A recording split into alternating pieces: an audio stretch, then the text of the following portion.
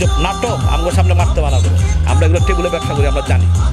একদম পাই ধরায় তুমি আমার সামনে বসতে বলো টকশুতে, বইলা তুমি যে সিনেপ্লেক্সে কয় টাকা পায়, হল থেকে কয় টাকা পায়, 3 মাস 500-600 হাউসফুল থাকলে কয় টাকা আসে, কত টাকা আসে আসতে বলো আমার সাথে, হিসাব অঙ্ক তো আসতো, খাতা কলম নিয়ে আসতো।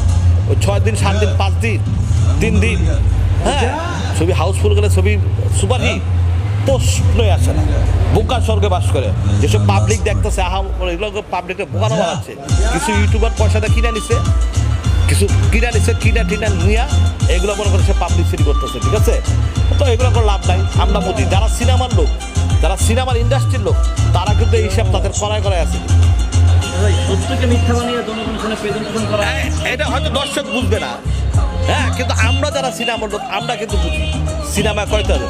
আর 3 মাস চলার মতো সিনেমা বাংলাদেশে কোনো হিরো জন্মই আনে এই মুহূর্তে।